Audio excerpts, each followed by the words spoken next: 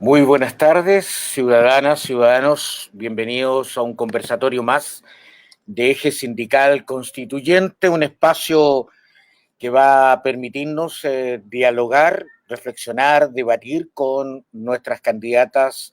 Hoy día tenemos a tres de ellas que representan a distintos distritos, geografías humanas, territorios, y con los cuales vamos a conversar, a conocerlas un poco más y obviamente pensar en que este proceso, que es un proceso histórico para nuestro país, se está transformando en un elemento tremendamente relevante para los próximos 40 o 50 años en que debería regir nuestra Carta Fundamental. Este proceso histórico lo hemos querido vivir con las candidatas y candidatos, y así es que hemos llegado en estos últimos 2 meses a 16 conversatorios. Voy a proceder a presentar de inmediato a quienes van a acompañarnos hoy día. Voy a invitar en primer lugar a Francisca Fernández Droguet. ¿Cómo está, Francisca? Muchas gracias por aceptar nuestra invitación. Hola, muy agradecida con este espacio tan relevante y 16 sesiones, así que sin duda que estas conversaciones han dado al alero de lo constituyente popular, por lo visto, así que maravilloso y muy contenta de estar con compañeras reflexionando sobre lo sindical, lo constituyente, pero también sobre nuestras territorialidades. Así que muy agradecida. Bueno, Francisca Fernández Droguet es integrante del Movimiento por el Agua y los Territorios, más conocido como MAT, ¿no es cierto? Y también del Comité Socioambiental, ¿no es cierto?, de la Coordinadora 8M, es docente investigadora de la Universidad Academia de Humanismo Cristiano, es doctora en estudios latinoamericanos de la Universidad de Santiago, es perita, ¿no es cierto?, en Defensoría Pública de Causas Indígenas, Mujeres e Inmigrantes. Así que muchas gracias y bienvenida, Francisca, a este conversatorio. Vamos a presentar a nuestra segunda invitada, la señora Romanina Morales Baltra. ¿Cómo estás tú, Romanina? Hola, muy buenas tardes a todos, todas y todes. Y en primer lugar, Jaime, darte el agradecimiento de estos espacios que son tan altamente valorados cuando se hacen campañas con escasos recursos, más bien el recurso propio y el alcance que uno pueda tener. Y eso se agradece muchísimo y sobre todo estar con mujeres bacanas en las cuales podemos retroalimentar nuestras experiencias para una mejor participación femenina en nuestra Constitución.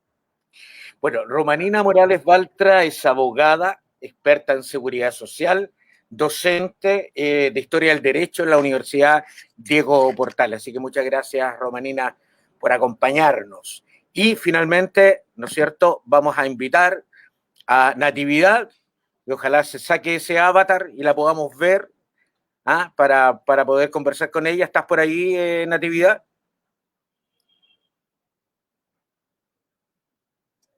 Parece que no tenemos a Natividad. Vamos a esperar un ratito más que vuelva a aparecer. Ahí la vamos a tener en bambalina, en backstage, como dicen los pitucos en la tele. Una consulta a Francisca para abrir los fuegos. ¿Qué motiva a Francisca Fernández Droguet a ser candidata constituyente? Gracias, Jaime. Quizá lo que me motiva es justamente lo que nos diferencia de otras candidaturas.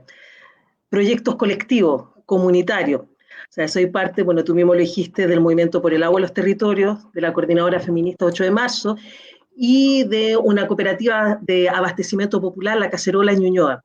Entonces, la motivación, sin duda, obviamente hay elementos personales, pero son más bien motivación colectiva de poder incidir en el proceso que se nos viene. Te doy un solo ejemplo.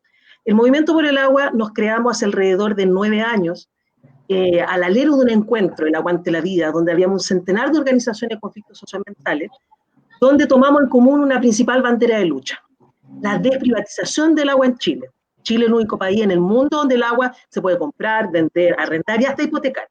Derecho de aprovechamiento del agua, que ha generado que, por ejemplo, 137 comunas en Chile no tengan agua, o donde hay sobreotorgados derechos de agua en Cuenca sin la capacidad de recarga hídrica, o sea, se vendieron más derechos de agua del agua existente. Entonces, la pregunta, ¿de dónde viene esta figura de privatización y mercantilización del agua del Código de 1981, que es producto de la Constitución de 1980? Entonces, desde la lucha socioambiental siempre dijimos, la única posibilidad de derogar el Código de Aguas y que el agua sea derecho humano, pero también derecho a la naturaleza, que después lo hablaremos, es una asamblea constituyente. Entonces, para nosotros desde la lucha socioambiental, fue primordial el debate tanto constituyente popular territorial, y eso nosotros también hemos hablado de la diferenciación. Lo constituyente lo vemos como un proceso reflexivo, un horizonte transformador que ya lo estamos haciendo. Los pueblos, las organizaciones, los colectivos tenemos nuestras propuestas, pero a la vez, al alero de una revuelta, que fue rabia, que se corporalizaron todos los años y décadas de injusticia, ahí empiezan también a surgir las asambleas territoriales. Entonces, desde las asambleas territoriales actuales, desde los horizontes de los movimientos sociales, pero también de los pueblos, vamos hilando la necesidad de una transformación radical. Entonces, la crisis ecológica, sanitaria, social, el racismo, el colonialismo todavía absolutamente imperante, es producto de un modelo que ha perpetuado privilegio y ganancia de un sector de las castas, por llamarlo así. No me gusta hablar de clase política, porque nosotras somos clase política también, de casta.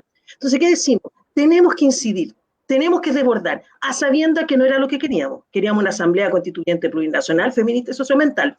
Pero dadas las barreras, dada la ley de acuerdo, dadas todas las restricciones, tenemos claridad de esas restricciones, pero queremos desbordar, queremos generar una incidencia. Entonces la candidatura es producto de ese proceso reflexivo. No venimos de una hoja en blanco, venimos con propuestas. Nosotros hemos dicho eso muchas veces. Las feministas llevamos 2 años con un encuentro de las y les que luchan. La última fuimos 3.000 mujeres y disidencias. Los pueblos, el pueblo mapuche se juntó en el Lestro Agún, en Temucuicui, donde hay propuestas de autodeterminación. Entonces, ¿qué decimos?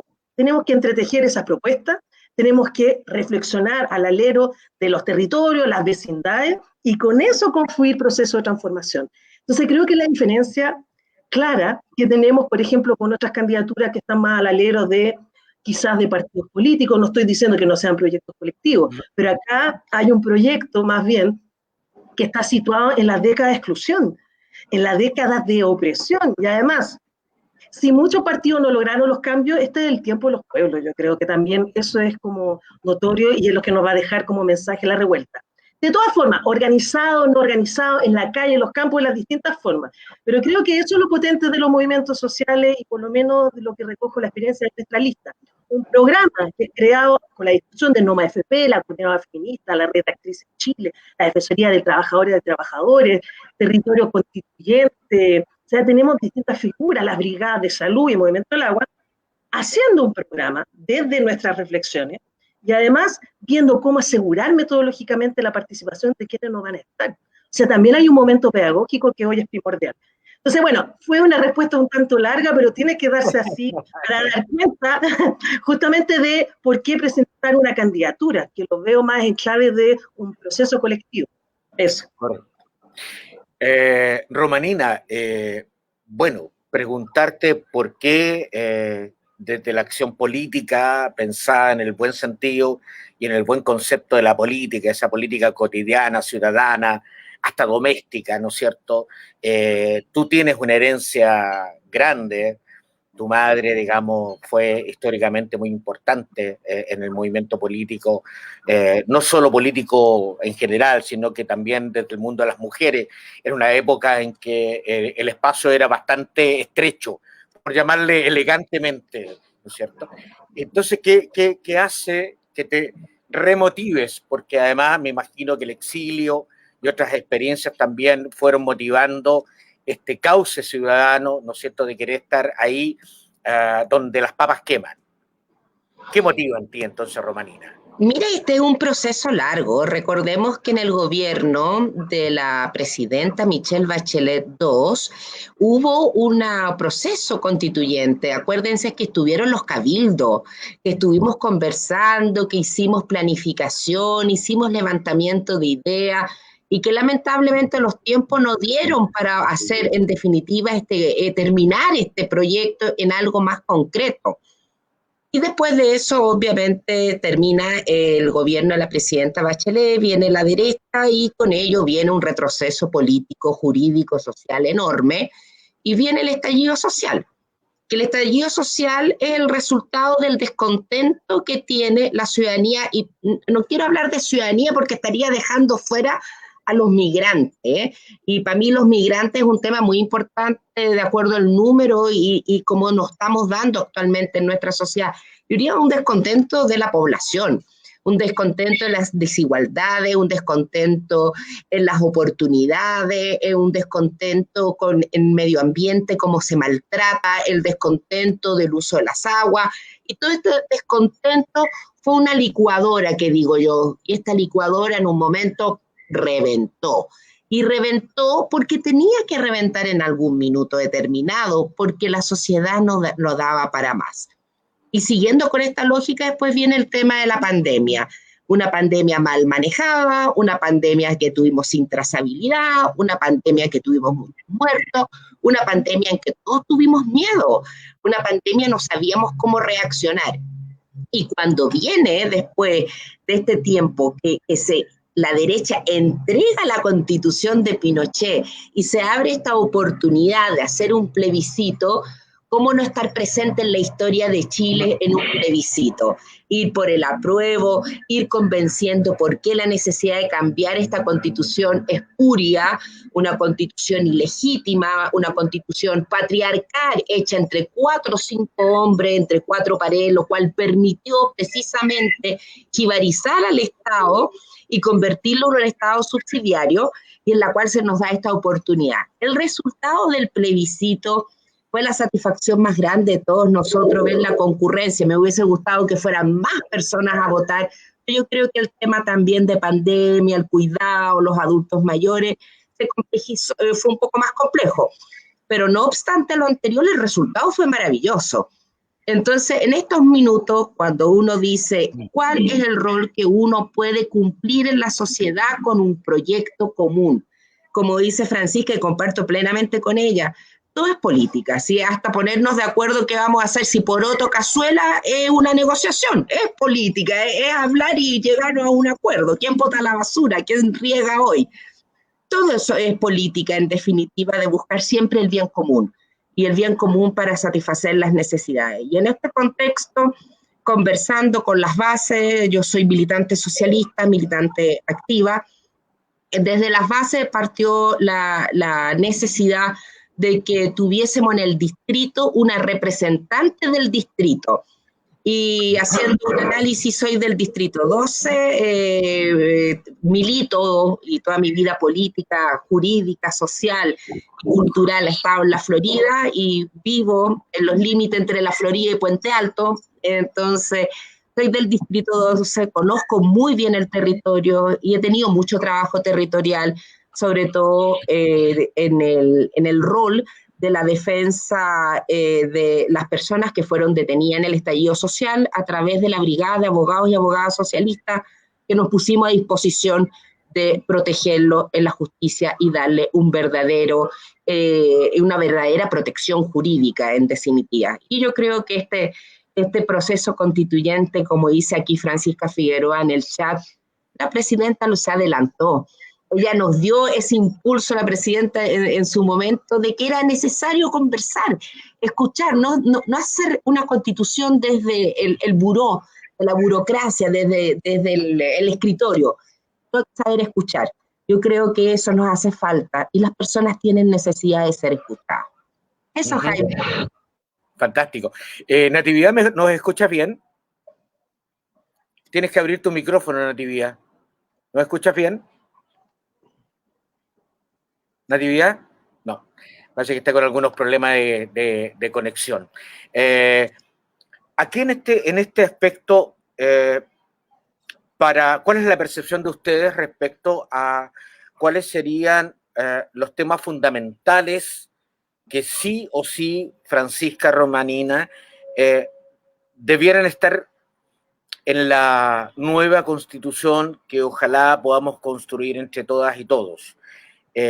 ¿Cuáles son los temas que sí o sí no pueden dejar de estar en la próxima Constitución? Francisca Romanina, quien quiera. Francisca, te paso la pelota. Eso no lo que las mujeres. Sí. A ver, cosa que yo creo que es fundamental.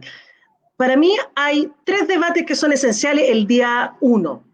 Primero, y lo dijimos, la reglamentación. O sea, tratar de garantizar que sea un proceso absolutamente participativo, bajo una figura que es una política de amarre. Discúlpeme, el 2/3 para mí es el amarre de una imposición absoluta de frenar procesos participativos transformadores. Entonces la reglamentación, las reglas de cómo se va a instituir el proceso constituyente a nivel formal, para mí es fundamental. Y ese día 1, los pueblos tenemos que estar en las calles movilizándonos, porque va a ser producto de la movilización social el que podamos gestar realmente un proceso que sea lo más cercano a una asamblea constituyente. No hay que olvidar que si tenemos hoy este debate, es producto exclusivamente de la movilización, en eso yo soy más tajante. 2, fin al Estado subsidiario y al Estado centralista. O sea, la figura del Estado subsidiario, Jaime Guzmán debería haber sido más honesto. Estado privatizador. Subsidiario tiene distintas interpretaciones a nivel global, pero es un Estado que privatizó todos nuestros bienes comunes, salud, educación, vivienda, por ejemplo, el agua, los bienes comunes. Entonces, ahí hay un trazo fundamental, la subsidiariedad, que además trajo otra figura, y en ese sentido yo soy súper crítica. En el tema del agua, si bien se privatizó el agua con la Constitución de 1981, discúlpeme, las sanitarias, que otro orden de privatización, fueron los distintos gobiernos de la Constitución, así como también la aceptación de los tratados de libre comercio. Otra arista de la subsidiariedad es algo que tenemos que debatir y dar término.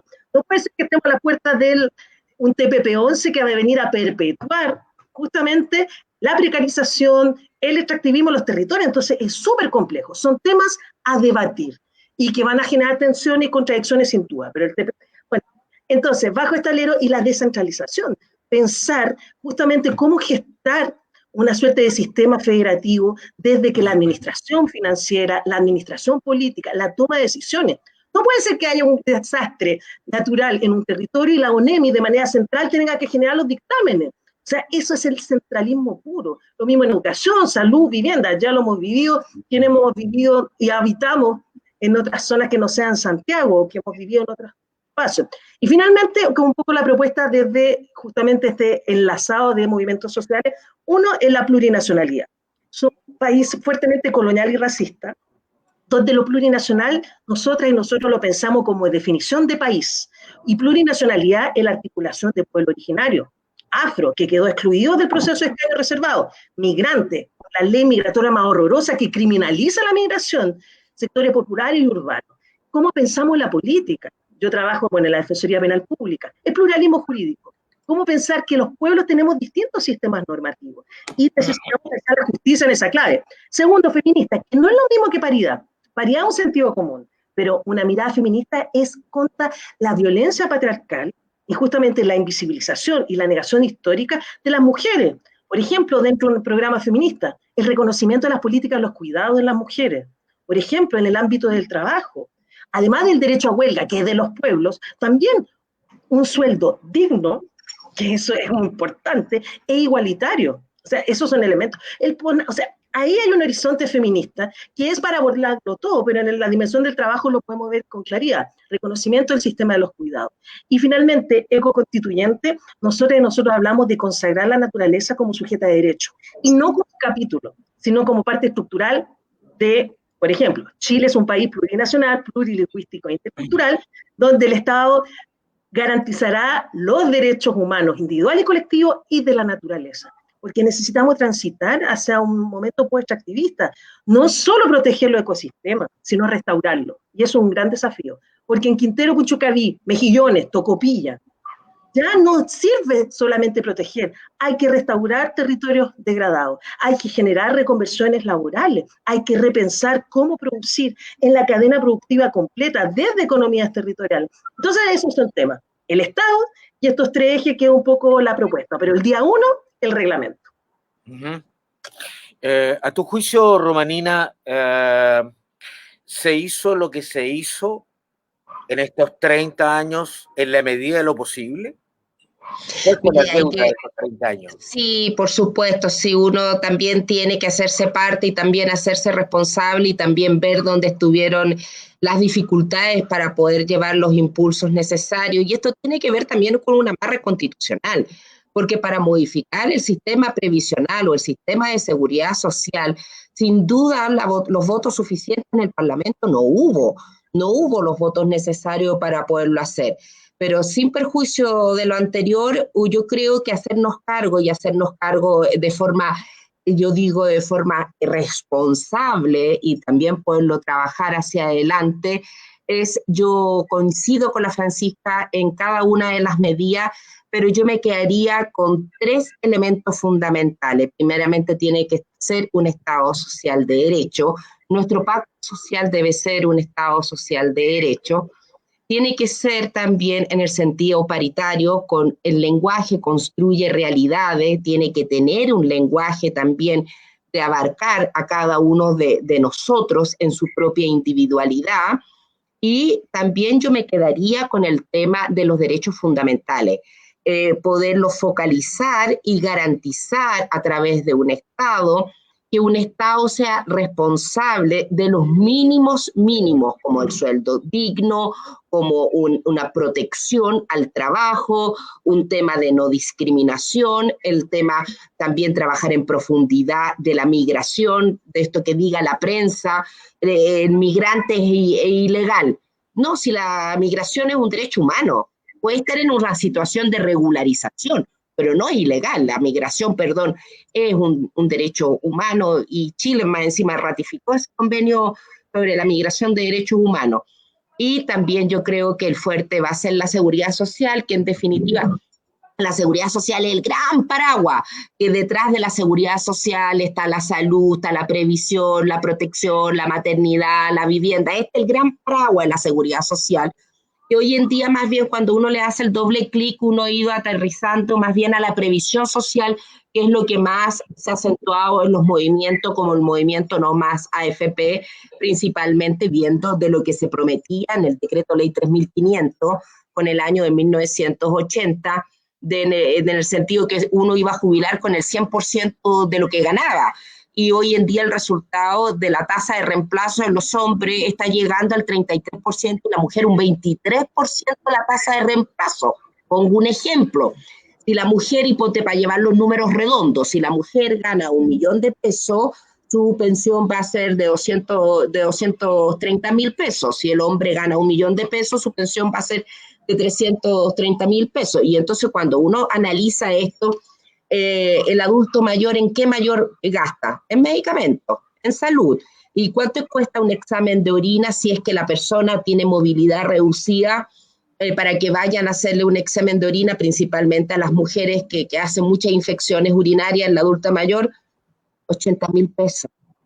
¿Cuánto cuesta hacer un TAC a un adulto mayor? 32.000 pesos. Y vamos sumando, todo se va a ir en medicamentos. Seguridad social, yo la abordaría como el gran paraguas que hay que trabajar finamente en ser un Estado nuevamente solidario. Solidario, la palabra solidaridad, nos falta desarrollar y conversar más también de la solidaridad y aterrizándolo en un sistema de seguridad que sea solidario y que no tenga conductas de entrada como discriminatorias, por ejemplo. Y la otra, y con esto termino, que la Francisca habló de que somos profundamente, odiamos a los extranjeros. Más que eso, se odia al pobre. Se odia al pobre extranjero, porque si viene un extranjero migratorio a comprarse terrenos en el sur, nadie lo reprocha. Pero viene un haitiano con una moneda en la mano, enseguida es discriminado. No solamente es que sea extranjero y pobre, en eso somos sumamente discriminatorios. Y eso también es un trabajo que debemos comenzar desde la educación pública y de calidad. Bueno, uno de los temas es ciertamente. Yo quiero agregar a nuestro diccionario ciudadano algo que la semana pasada dijo la profesora María Emilia Tillú, y es que cuando nosotros nos referimos a los migrantes, nos referimos a secas a los migrantes, y los migrantes son personas migrantes, y es bueno agregarlo en nuestro léxico, ¿no es cierto?, hablar de personas migrantes, porque en definitiva son aquello. Hay una pregunta de Lorena Sandoval para ti, Francisca, más que una pregunta, te solicita poder profundizar en el tema del reglamento de la Convención Constitucional, es decir, desde la participación de las comunidades en la construcción de la nueva Constitución. No lo pongo en pantalla porque si no taparía a Romanina, porque está muy extendido el texto. Mira, súper complejo porque el reglamento tiene una base anterior, que es la ley de acuerdo, o sea, el acuerdo de paz de noviembre, que vino absolutamente generar un proceso restrictivo. Y en ese sentido sí yo hago una crítica al mundo partido político que firma ese acuerdo. Primero, ¿qué es lo restrictivo? Nos generan y nos obligan un proceso pensado desde lo distrital. No olvidemos que los distritos surgen al alero del proceso de regionalización que lo impuso la dictadura cívico-militar. Y las regiones en Chile no responden ni a criterios ecosistémicos ecológicos, ni tampoco a temas identitarios. Entonces nos imponen una figura, que es la figura de la diputación, como una forma de participación. Yo lo he dicho en otro espacio, lo más cercano que estamos viviendo hoy parece más bien una convención mixta, porque a las y los independientes de movimientos sociales nos ponen todas las restricciones del mundo. Por darte un ejemplo, si empiezan a tabular los minutos que vamos a tener derecho a exponer, lo hacen con criterio de diputación. Significa los movimientos sociales. Mi lista, tendríamos 3 segundos en la franja electoral. Eso es hablar de participación comunitaria. Entonces, hay un elemento absolutamente restrictivo y la figura de los 2/3. Entonces, entramos a participar en un proceso con todas esas restricciones, pero que buscamos desbordar. Entonces, ¿cuál es el primer momento del desborde? Tiene que ver con el reglamento. Se supone, siempre han dicho esta figura de la hoja en blanco, yo insisto, los pueblos no tenemos hoja en blanco, tenemos propuestas. En el Movimiento del Agua tenemos, por ejemplo, un decálogo de gestión comunitaria a las aguas, las mujeres y disidencias tenemos una propuesta de los encuentros de las islas que luchan sobre un programa feminista. Entonces, ¿qué pasa? La reglamentación es como, primero nos vamos a poner de acuerdo para decidir. Y vuelvo a insistir, con la figura del 2/3, te doy un ejemplo. La desprivatización y la derogación del agua va a ser casi imposible, porque los derechos de aprovechamiento de agua de territorios devastados, como la quinta región, el Valle Petorca, discúlpenme, va desde la derecha hasta exconcertacionistas que tienen esos derechos de aprovechamiento. Entonces, cuando hablamos de la reglamentación, es el primer desborde que queremos colocar. ¿Cómo se van a tomar las decisiones? Uno, ¿cómo vamos a sistematizar el trabajo? La generación de comisiones, ¿cuáles van a ser las áreas que vamos a abordar? ¿Cuál es la temporalidad? Que ya nos dijeron 1 año y medio para sancionar. Pero ojo, y el punto más importante es cómo garantizamos que el debate de las y los convencionales que estén en ese espacio sea un debate que sea producto de la interacción con los espacios comunitarios, vecinales, organizaciones sociales, políticas, etcétera. Y ahí, nuevamente, lo ha hablado bastante Manina, la ley migratoria, yo estoy de acuerdo. La y los migrantes no solo somos personas, sino también somos identidades dentro de este ámbito. Y el problema es la ley migrante. Y desgraciadamente tenemos una serie de limitaciones que ya están dadas antes de generar la convención. Entonces la reglamentación es la real política de disidencia en la toma de decisiones. Pero eso ya está amarrado, porque desgraciadamente con el sistema DON, así como también el sistema distrital, vemos fuertes restrictivos. Por ejemplo, podemos salir 4 mayorías a una lista de movimientos sociales, pero el sistema DON va a permitir que el que tenga el cupo mayoritario, y si lo dobla, con suerte podríamos sacar 2 o 3. Entonces, quiero decir que acá hay un sistema complejo y por eso hemos llamado constantemente a seguir movilizándonos en los territorios, porque ha sido la única real incidencia que hemos podido. El TPP-11, podemos insistir, una arista de profundización del neoliberalismo en Chile. Logramos frenar el carácter de urgencia gracias a que distintas movilizaciones sociales empezamos a generar restricciones. Entonces, acá nosotros decimos no al TPP, porque viene, por ejemplo, a justamente perpetuar el problema del uso de plaguicidas, por ejemplo, y de transgénicos en las comunidades agrícolas. Entonces, ¿qué decimos? Debate, discusión, incidencia real de los espacios comunitarios, en su variedad de comunidades expresadas. Eso es la importancia del reglamento y que finalmente nos va a poder permitir no solo una nueva constitución, ojo, porque el primer debate, la nueva constitución. Segundo, ¿cuál es la institucionalidad al alero de esta nueva carta que vamos creando? Y después, ¿cómo fiscalizamos esa constitución y esa institucionalidad que le dé cabida a este espacio? Por ejemplo, nosotros decimos, un tribunal de defensa de los derechos de la naturaleza, pero eso, ¿cómo lo fiscalizamos? ¿Cómo creamos institucionalidad nueva en el ámbito ambiental? ¿Cómo generamos institucionalidad en las temáticas de género, de disidencia? O sea, es todo un tema. Es cómo nos pensamos. Y además entendiendo que la Constitución es solo una arista. Esto es un proceso de mucho más largo aliento del cambio cultural que queremos. Romanina, Jaime, ¿me permites complementar todo lo una que quiera. pequeña cosa con la Francisca? El reglamento, en definitiva, es el cómo vamos a funcionar, cómo lo vamos a hacer, que eso es básico, cómo vamos a hacer las cosas, primero, segundo, tercero, cuarto, todo tiene un proceso y una forma de reglamentarse. Sobre todo, cómo garantizamos la participación de todas las personas en este proceso, cómo puedan materializar, cómo puedan hablar, cómo puedan acercarse.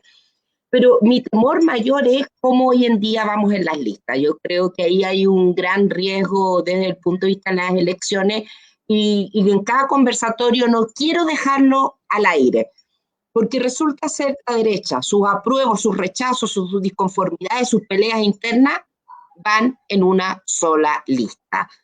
O sea, ellos fueron capaces de superar sus conflictos internos neoliberales, del apruebo, del rechazo de su candidatura, pero van en una sola lista. Sin embargo, todo el mundo, podamos denominarlo progresista, o todo el mundo que se aprobara esta nueva constitución, todos los que estamos de acuerdo del estallido social y el por qué surge, vamos en muchas listas. Por ejemplo, en mi distrito somos 53 candidatos y 10 listas. Es decir, una lista de la derecha y 9 listas que son de diferentes aglomeraciones políticas, sociales y culturales que son del mundo progresista. Entonces, el sistema DON, que es lo que va a pasar, la lista más votada va a sacar en definitiva la mejor proporción y las otras listas, por muy bien votadas que estén, no van a lograr sacar 2. O sea, ya yo lo estoy viendo nítidamente. Y el resultado nacional, lo que se va a darse si es la población, lo que tiene que hacer Chile es levantarse el 11 de abril e ir a votar. ¿Qué vote? El hecho que vayan a votar, no por la derecha, por supuesto, pero que voten por las listas de que estamos, que voten, que se levanten a votar y podamos sacar mayoría de representantes en esta convención constitucional. Porque si la constitución sale más neoliberal que estaba, la salida en el plebiscito va a ser un rechazo o un apruebo. Si viene más neoliberal, ¿qué creen ustedes? Porque la votación, ¿qué va a pasar? ¿Vamos a rechazar esa constitución? La ciudadanía se expresó. ¿Y qué va a pasar el resultado de Chile? O sea, la mirada de futuro que hay que tener aquí es una mirada de una responsabilidad única, porque si no logramos sacar nuestro nuevo pacto social, nuestra nueva constitución, ahora vamos a legitimar la constitución del 80. Y esa parte de la historia no la quisiera vivir. Sí. Realmente es sumamente peligroso, por eso estas conversaciones, cuando uno logra tener muchos puntos en común con otras personas, uno se siente tan satisfecha, tan retroalimentada, que en definitiva te llena de esperanza de que podemos tener un Chile mejor. Ok. Francisca, mira, aquí hay una consulta, dice... ¿qué propones tú para evitar que el Parlamento esté conformado en su gran mayoría por empresarios quienes son los responsables de no aprobar los proyectos que benefician a la ciudadanía? Por ejemplo, como las 40 horas semanales, rebaja de edad para el cálculo de pensiones, retiro del 10%, etcétera, etcétera, etcétera. Incluso el tema del agua, por cierto. Sí, yo creo que quiero contestar también un poco a Romanina. A ver, yo creo que hay una cosa importante de derrumbar. ¿Qué es el progresismo? Yo no me identifico con el progresismo. O sea, para mí hay sectores que no voy a generar articulación de progresismo que defienden intereses de las ganancias de los empresarios, por ejemplo. Tenemos sectores llamados progresistas que tienen derecho de agua y están vinculados a conflictos socioambientales. Tenemos sectores llamados progresistas que están vinculados a la mega minería, al agronegocio y al modelo forestal. Desde la lucha socioambiental también es un campo de disputa, no nos interesa el progresismo que ha, de cierta forma, profundizado las aristas del neoliberalismo. Yo creo que acá tenemos una propuesta profundamente crítica al modelo neoliberal y quienes lo han perpetuado. Y eso me parece importante. Y en todos estos años de post-dictadura no se logró revertir ninguna situación de neoliberalización. Entonces, a mí no me preocupa tanto, porque los partidos no lo hicieron. Ahora es el momento de los pueblos. Y el problema, en ese sentido, por ejemplo, mi perro está ladrando, la proliferación de listas. Si los perros ladran, ¿qué diría Quijote? Absolutamente. Bueno, ahí escuchen.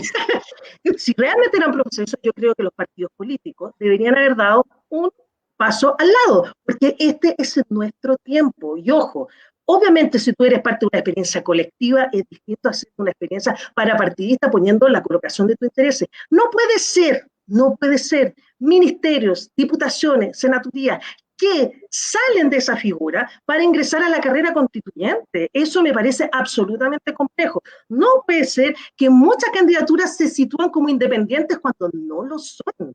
Entonces, acá estamos hablando de temas importantes. No todo el progresismo está articulado. Acá queremos una transformación radical del fin al neoliberalismo. Y ahí hay exconcertacionistas que han sido parte de la perpetuación del modelo privatizador del agua, de la educación, accionistas. Entonces, es súper complejo. Y en ese sentido, la pluralidad de listas muchas veces son independientes, que independientes no tienen nada. No neutrales, empresariados, felices y forrados, vinculados con artimañas de dinero, listas de independientes de una izquierda que se dice desde los movimientos sociales, pero que vienen amparados en la lógica de sus partidos políticos. Entonces hay que tener cuidado también, yo creo, en ese horizonte. Y por lo mismo, y ahí entrelazo con el tema parlamentario, estas elecciones son absolutamente distintas a todas las otras elecciones, porque lo que estamos acá debatiendo son los cursos de acción de cómo generar comunidad política. Y por eso, por ejemplo, lo personal, a mí no me interesa estar en un proceso ni de diputación, ni de senaduría, ni ninguna de esas figuras, porque lo que me interesa es que participemos de manera colectiva en la escritura de un proceso comunitario y colectivo, no en reforzar y perpetuar la institucionalidad estatal que, por ejemplo, criminaliza y persigue al pueblo mapuche. Entonces son horizontes muy distintos. Entonces, ¿qué nos posibilita este proceso constituyente? Repensar la institucionalidad. Y ese repensar la institucionalidad es cómo generamos, consolidamos procesos reales participativos, por ejemplo, a través de que la reglamentación de leyes puedan generarse leyes de iniciativa popular, que en Chile no existen. Puede generarse propuestas de presupuesto participativo, pueda generarse la obligatoriedad de ordenamientos territoriales con participación comunitaria, que pueda generarse planes de gestión comunitaria que tienen que estar sostenidos por las comunidades. Entonces, me parece súper complejo y el único debate real para la transformación del Parlamento es desde poner las bases, que es lo constituyente y lo constitucional, como una de las matrices de cómo reorganizar la vida. Porque, bueno, insistir, en todos estos años de postdictadura no pudimos reorganizar y sostener la vida más allá del neoliberalismo, sino todo lo contrario, lo reforzamos. Eso. Bueno, el Premio Nacional de Historia, Gabriel Salazar, señalaba en noviembre del año pasado que este siglo, este tiempo que nos tocó, este tiempo histórico que nos tocó, es tiempo de liderazgos colectivos. Un poco me firmo de lo que acaba de decir Francisca. O sea, esas pirámides ortodoxas, al parecer, con la fuerza y la pasión, y me quedo hasta ahí, de nuestra ciudadanía, es probable que logren, sin embargo, tengo algunas dudas respecto a si nuestro pueblo tiene toda la información, toda la formación política, cívica de estos temas, porque además los medios de comunicación, los que más se consumen en el país, están en manos de ciertos privilegiados que obviamente, bajo sus líneas editoriales, informan lo que quieren informar, ¿no es cierto?, restando todas estas expresiones de ciudadanía. Yo, a modo de ejemplo, Romanina, me recuerdo del año pasado, en pleno estallido social y después en la pandemia, cómo los medios cubrían todo esto que estaba pasando en el país, desde el juego de los números en la Plaza de la Dignidad, hasta, por ejemplo, el fenómeno de las ollas comunes, que casi era una especie de folclorismo, dado que los matinales no tenían, bueno, todavía no entraban a la sala de maquillaje el mundo político, donde desfilaron durante todo el año pasado y gran parte de este año, claramente, ¿no es cierto?, en este proceso de empezar a hacer publicidad de sus próximas candidaturas en estos matinales, y por supuesto las líneas editoriales así lo permitieron. Entonces, desde esa perspectiva, claramente las mujeres jugaron un rol una vez más, históricamente, en el tema de las ollas comunes. Ese es un tema que se va a repetir este año y lo más probable es que sea mucho más crudo este año. Entonces, ¿cómo resolvemos ese problema del pueblo pobre? Dado y lo tenemos, yo creo que los tres, y muchos de nuestros seguidores y seguidoras lo tienen claro, estamos en un estado subsidiario que solo le interesa enviar de vez en cuando, y a algunos, cajitas, pero no es un estado garante de derechos. Por tanto, no ha garantizado, desde el estallido social y desde la pandemia, no ha garantizado ni los derechos ni los apoyos necesarios. Incluso, me atrevo a decir, más allá de la cortina cotidiana de las pymes también. Las pymes están absolutamente indefensas hoy día de un Estado que es subsidiario y que no es garante. Entonces, ¿cómo resolvemos ese tema del pueblo pobre para el 2021? ¿Tú te refieres a lo que viene ahora, la segunda ola de la pandemia, Jaime? A eso me refiero. ¿A eso te refieres específicamente? Mira, bastante preocupada. ¿Por qué estoy bastante preocupada? Porque resulta ser el gobierno no fue capaz, no tuvo voluntad de establecer realmente unas garantías básicas. Por ejemplo, el tema de la mal denominada Ley de Protección del Empleo. Es pésima, es malísima. ¿Por qué razón? Porque te da el derecho, primeramente, a un grupo de trabajadores suspenderlo por 6 meses y hacer uso de sus propios fondos, de la administradora de fondos de cesantía, pero estos fondos son decrecientes. Entonces tú un mes tienes, para ir en números redondos, 100, 80, 60, 20, y termináis con 10. Por lo tanto, termináis sin poder garantizar el pago básico de tus insumos, del gas, del agua, de la luz, ni para qué vamos a hablar del colegio. Ya los colegios se dejaron de pagar y ese es otro tema más que vamos a ver de lo que pasó con la clase media. Y los trabajadores suspendidos se les reduce la remuneración al 50%. Ustedes saben que las AFC todavía no están pagando el subsidio del mes de noviembre. Ese es el desfase.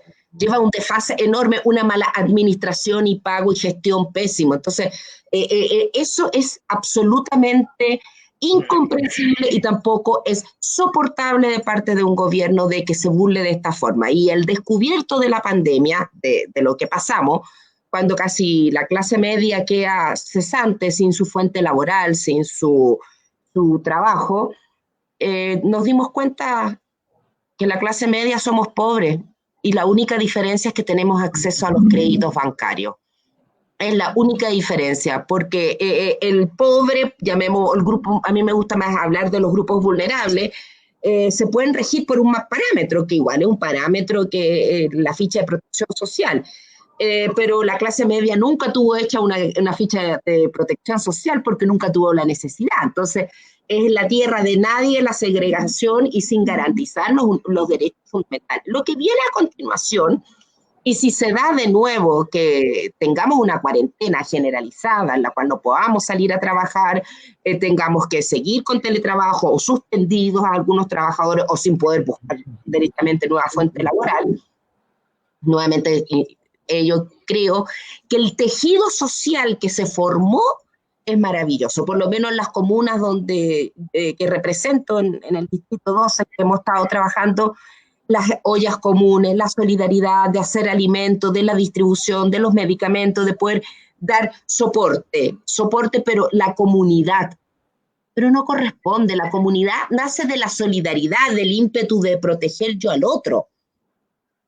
Pero este deber, ¿de quién debe ser? Es un deber garante del Estado. Él debe hacerse cargo de la pandemia. Lo mismo que sucedió con el retiro del 10%. ¿Por qué los trabajadores tuvieron que meterle mano a sus fondos si en definitiva el Estado no fue capaz de garantizar este ingreso mínimo para poder sobrevivir? Y con esto solamente termino, de muchos vecinos míos quedaron sin trabajo y tuvieron que reconvertirse. Y ahí donde yo digo la genialidad. Todos se reconvirtieron de alguna u otra forma. El que era vendedor de seguro pasó a vendedor de fruta. El que era vendedor de ISAPRE, ponte tú, está hoy en día con un puesto con los huevos. Y trabajando la economía circular. En vez de comprarle a las grandes tiendas, hacemos circular la economía en el trabajo. Yo miro con gran preocupación lo que puede acontecer con el segundo brote, sobre todo el mal manejo del paso 1, paso 2, paso 3, tengo que estarme actualizando cada 5 minutos, ya estoy confundida. De hecho, no sé si yo puedo salir los fines de semana o no, ya a ese nivel de confusión llegué. confunde porque no sabes cuál es la lógica que se está dando en este gobierno y menos con el sistema de vacunación. Ya eso también es, como dirían un dicho popular, esto es una cueca en pelota. Perfecto. Francisca, ¿cuál debiera ser a tu juicio el rol de las mujeres en la nueva Constitución? Y te lo pregunto específicamente desde el espacio laboral, desde el mundo laboral, desde la equidad, ¿no es cierto?, de acceso a cargos, a sueldos igualitarios, al tema de la tercerización y todos los temas que subyacen de aquello. ¿Cuál debiera ser ese rol de las mujeres en el espacio laboral? A ver, yo creo que diría el rol de las mujeres y también de un feminismo más anclado en los pueblos. Ojo, hay mucho feminismo. Quizá en el espacio laboral, yo creo que lo dijimos con claridad y en ese sentido, obviamente tenemos la articulación, ustedes como eje sindical constituyente, el trabajo digno, pero también el fin a la precarización laboral, que es parte, ojo, de la precarización de la vida. Entonces, a nivel de cómo posicionamos las mujeres, primero, no olvidar que las mujeres somos parte de un espacio comunitario. Entonces, cuando estamos hablando de espacio colectivo, cuando estamos hablando de las mujeres posicionándonos dentro de un espacio de lo político, estamos posicionando también nuestras colectividades, o sea, nuestra reivindicación histórica respecto a la opresión que se nos ha hecho por el solo ser mujer, pero además aún más intensificado por ser indígena, afro, migrante, pero también nuestro espacio que ha sido históricamente de organizar y sostener la vida. Entonces, en el ámbito del trabajo, por ejemplo, en la Coordinadora Feminista 8 de marzo, nosotros tenemos un comité que es el del trabajo y sindicalismo, donde el primer eje es el trabajo digno, pero entendiendo además y asumiendo esta perspectiva histórica de quienes no han tenido trabajo digno históricamente han sido las mujeres, pero además los pueblos originarios. No se olviden, si el convenio 169 surge desde la OIT, la Organización Internacional del Trabajo, es porque hace una lectura que los pueblos originarios están anclados en un sistema cercano al esclavismo en el ámbito del trabajo. Segundo, entonces, trabajo digno. ¿Pero trabajo digno para qué? Para la capacidad creativa, para la capacidad de tener los tiempos, el tiempo de los pueblos. El trabajo ha sido un mecanismo histórico también, ojo, de creatividad, ya ustedes mismos lo dicen en su propuesta, pero también, ojo, de opresión, cuando no tenemos tiempo. ¿Qué nos dejó la revuelta? Que es algo maravilloso. Tuvimos tiempo de conocer a los vecinos, a la vecina, tuvimos tiempo de juntarnos a tomar once, tuvimos tiempo para protestar. O sea, si para los pueblos no es fácil todo lo que tenemos que generar. Un trabajo digno que justamente nos permita subsanar todas las dimensiones de la gestión de la vida. La salud, la educación, la vivienda, la alimentación y la relación con la naturaleza. Entonces, cuando hablamos, por ejemplo, de fin a la precarización laboral, es, por ejemplo, el derecho efectivo del sindicalismo, pero además de otras experiencias sindicales, pues, como por ejemplo la organización de mujeres, las mujeres que trabajan en el Cochayuyo, o por ejemplo, piensen ustedes, ¿cuáles son los sectores más expuestos a la precarización laboral, pero además también a la devastación y a la contaminación? Son las temporeras en Chile. Septiembre inaugura el periodo de plaguicidas hasta marzo, donde muchas mujeres, niñas, se están enfermando y están constantemente intoxicados por el uso de plaguicidas en los territorios. Entonces también yo llamaría al trabajo digno a entender la dimensión de lo rural como un espacio del trabajo. Otro tema del trabajo digno, reconocer los cuidados, reconocer el trabajo que hacemos para sostener la vida como también parte del trabajo. Y eso es importante cuando hablamos de renta universal, por ejemplo, que es un debate del feminismo, también a las compañeras trabajadoras de la casa. Ojo, están las trabajadoras de la casa que trabajan como trabajadoras, las mal llamadas y que la han denigrado históricamente nana.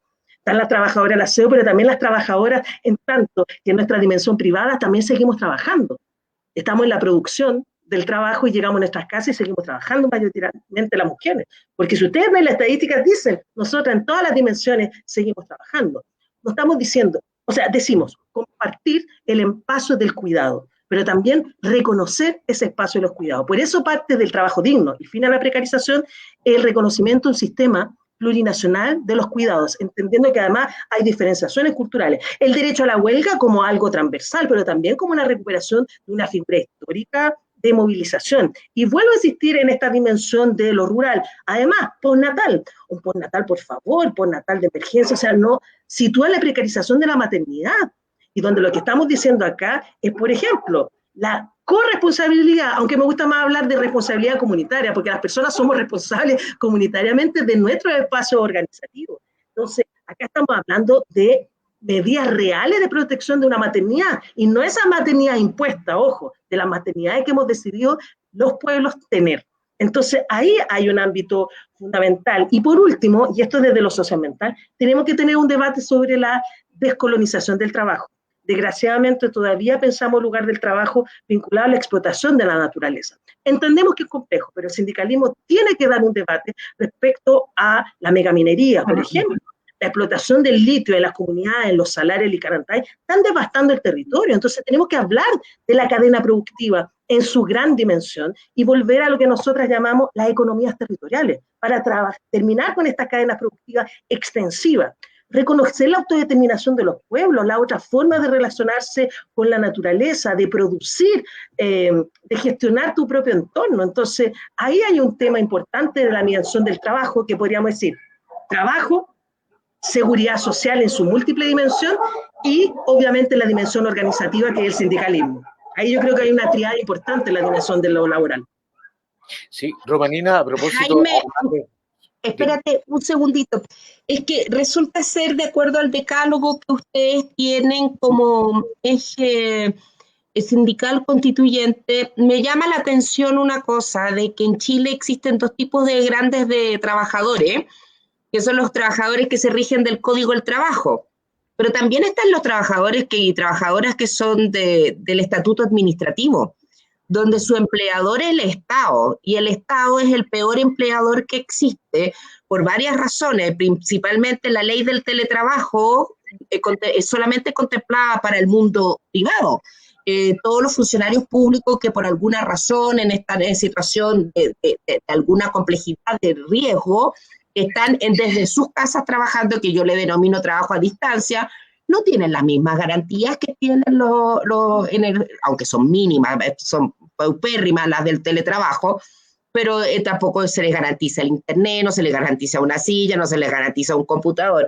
Y también los funcionarios públicos y funcionarias públicas no tienen derecho a sindicarse, no tienen derecho a huelga, no tienen derecho a negociación colectiva. El funcionaria pública que termina su relación laboral o es desvinculado, no se le paga indemnización de año de servicio. Y por lo tanto, todo esto lo que decían, no, pero es que ellos tienen mayor estabilidad laboral.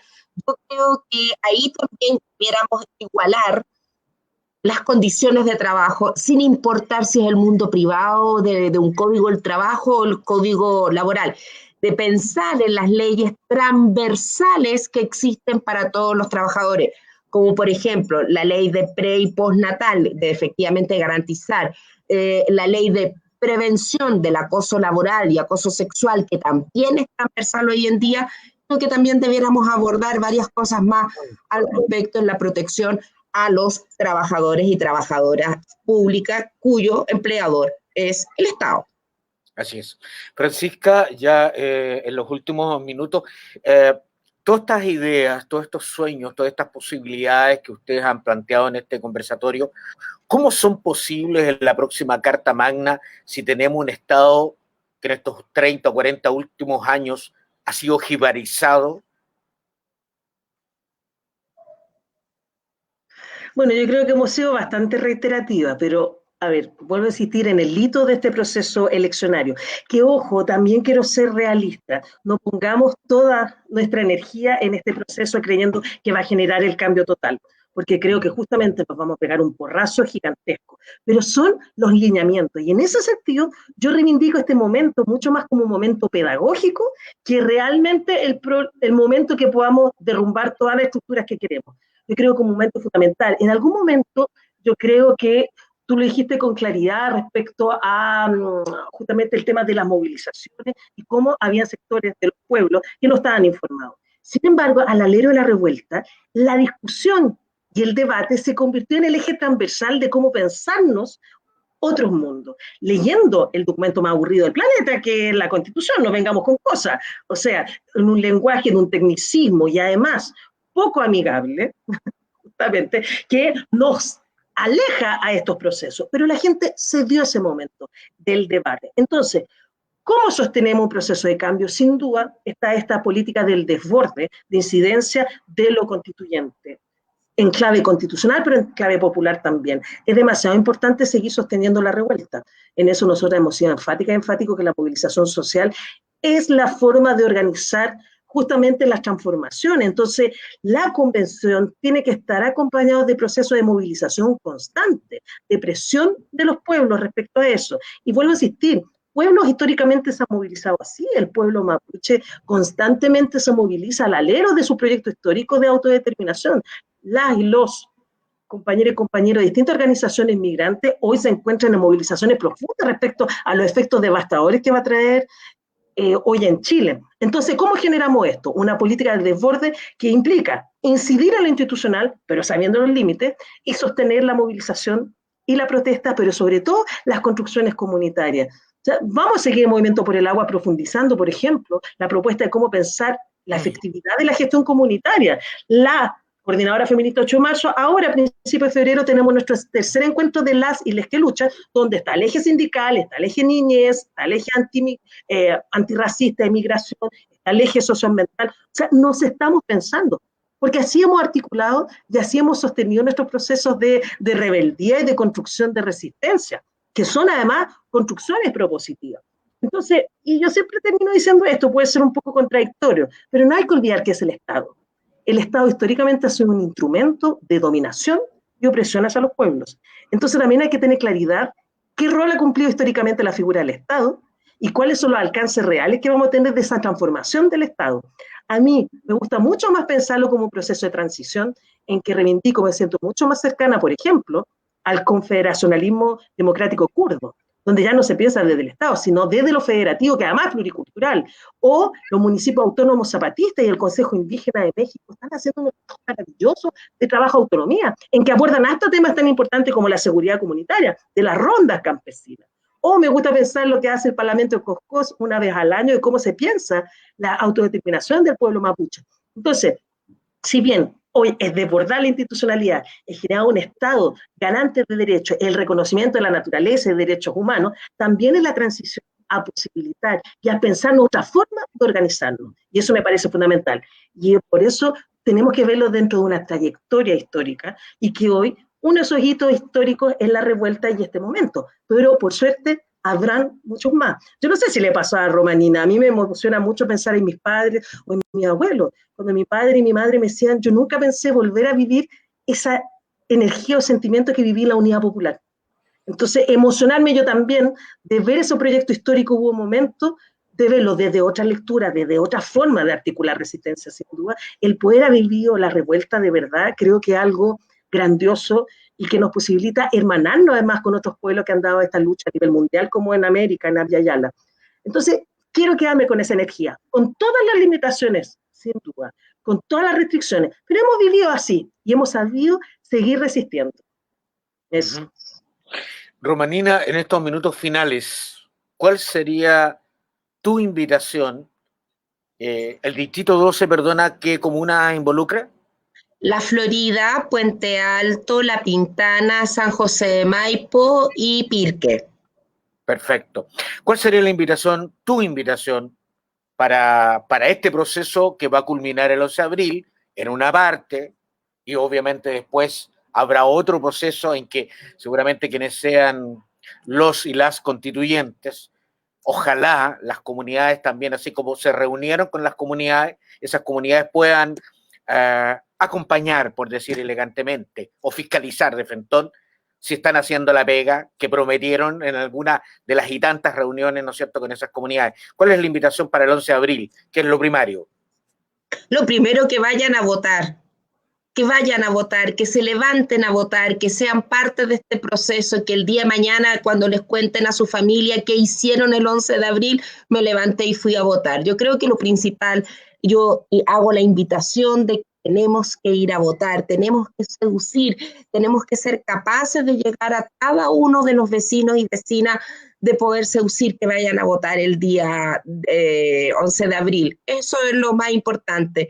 Lo segundo, que en definitiva, este proceso histórico, ya tú lo dijiste, un proceso histórico y toda Latinoamérica y el mundo nos están mirando cómo vamos a llevar adelante este proceso entre este mundo tan complejo, encima con una pandemia. O sea, no puede ser más adverso ya qué vamos a hacer el puerta a puerta, vamos a hacer que ir a la feria, ¿sí? O sea, que también todo un proceso de campaña, de darse a conocer. Los medios de difusión, ya tú lo dijiste, no están a nuestro favor, por lo tanto, poco y nada, cuesta mucho hacerse conocido y de que puedan escucharlo en definitiva. Es un proceso que yo invito, en definitiva, al pueblo de Chile que crea en nosotros, que podemos llevar adelante este proceso y ser la escucha y la voz del pueblo. Y yo siempre termino diciendo que me gusta mucho Mayo Benedetti, cuando dice, compañera, puedes contar conmigo.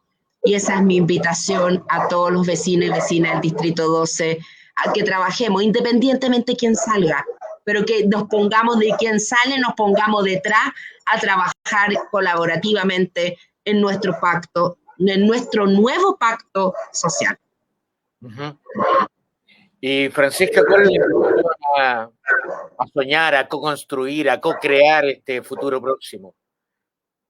Mira, qué complejo, pero creo que una de las cosas básicas es la libertad a los presos y presas de la revuelta y en general a los en lucha. O sea, me parece primordial. ¿Cómo vamos a generar un proceso tan profundo de cambio con prisión política? O sea, creo que acá el debate es primordial. ¿Cómo vamos a seguir avanzando en estos mundos posibles con el nivel de impunidad, injusticia que hay respecto a los crímenes de odio, a la violación a los derechos humanos de ayer, pero también de la revuelta? Tenemos compañeras y compañeras mutiladas, tenemos asesinados, asesinadas, tenemos una violencia sistemática hacia distintos pueblos. Entonces, me parece fundamental fin a esta prisión de quienes encabezaron un proceso tan importante que nos posibilitó estar hoy hablando de esto. Segundo, me parece fundamental justicia, verdad y políticas de reparación. Y tercero, seguir sosteniendo nuestras propuestas desde el proceso constituyente, que hace mucho ya los territorios lo estamos generando. Seguir sosteniendo ese proceso, pero también incidiendo en lo institucional. Y ahí yo hago una apuesta, obviamente, al proceso colectivo, hacer un voto consciente hacia las colectividades, a quienes encarnen procesos comunitarios, movimientos sociales, pueblos, comunidades en sus distintas expresiones. Esa es la única forma real de poder desbordar en lo posible un proceso absolutamente limitado. Entonces, la organización, el cariño y sostener y cuidar la vida es fundamental. Así que también parte del cuidado tiene que ver cómo gestionamos estos tiempos tan complejos. Entonces, también me gusta terminar. Arriba las y los que luchan. Oye, Jaime, antes que nos apagues la tele, hay una constituyente que va por los migrantes, Catalina Boch. No sé si la ubica. Sí. También es una mujer bacán. Sí, sí. Gran amiga de los 14 años, así que Catalina Boch, junto a Jessica Cayupi de la Red de Mujeres Mapuche, grandes Lamien, que están ahí dando la pelea, Recoleta, Independencia, esa zona. Así que invítala también, Jaime. Sí, por eso le digo, es una que yo la aprecio muchísimo porque ha hecho una labor muy linda y sobre todo porque tiene acento cubano. Bueno, mándeme por interno, por el WhatsApp, los datos de ella para ubicarla, ¿ya? Ubicarlas. Y además nos corresponde, Romanina y Francisca, señalar a nuestras seguidoras y seguidores que lamentablemente por problemas de conexión no pudo estar con nosotros hoy día Natividad Yanquileo. Ella está en el cupo de pueblos originarios, transversalmente, de modo nacional, pero la vamos a invitar para, ojalá el jueves pueda estar en un lugar con una mejor conexión. A veces BTR juega malas pasadas, y por decir algo, los BTR, las BTR y todas estas empresitas, digamos. ¿Ya? Así que, bueno, agradecerle, Francisca, Romanina, una vez más a ustedes, que nos vaya bien a todos, a todas y a todes, porque yo creo que esto es un momento histórico. Nosotros los que nacimos en el siglo XX, en la mitad del siglo XX, no pensábamos que íbamos a estar en este proceso, ¿no es cierto?, de las guerras del siglo XX, de esta pandemia, de este estallido social. justo y necesario en este proceso histórico, y no lo podemos perder. Y sobre todo despertar a las y los jóvenes que ya han dado las primeras buenas señales, sobre todo en el plebiscito, ¿no es cierto?, de que se pueden seguir sumando a este proceso, pero no solo al proceso de depositar un papelito en una urna. Yo creo que un proceso de acompañar, de volver a volcarse a los barrios, a las juntas de vecinos, a los centros de madre, a las ollas comunes, a todos esos espacios de socialización, porque de verdad es un gran aprendizaje. Nos volvemos a humanizar en la medida en que somos colaborativos y somos solidarios. Y yo creo que ahí es necesario señalar una vez más y repetir una vez más que las mujeres una vez más reemplazaron al Estado y supieron estar ahí en la vanguardia, ¿no es cierto?, haciendo el reemplazo de un proceso histórico. Además, lamentablemente, también hemos perdido una gran cuota de sindicalismo. Chile, en América Latina, en el siglo pasado, en la década del 60 al 70, marcó un hito histórico en sindicalización y lo hemos ido perdiendo. Hemos ido perdiendo en el tiempo. Por eso que Eje Sindical Constituyente quiere ser una nueva plataforma donde desde la transversalidad, desde el pensamiento diverso, podamos co-construir este nuevo futuro. Así que, Francisca, un agrado. Sigo aprendiendo con nuestras invitadas y nuestros invitados en cada eje sindical, e invitar a todas y a todos y a todes a este jueves, al último de la temporada. Vamos a retomar en marzo después, vamos a estar con importantes dirigentes sindicales y con una candidata también desde Antofagasta. Así que muchas gracias, Francisca, muchas gracias, Romanina, por su gentileza, cariño y conocimiento. Chao, chao, que estén muy bien. Chao, chao, muchas gracias. Chao, chao.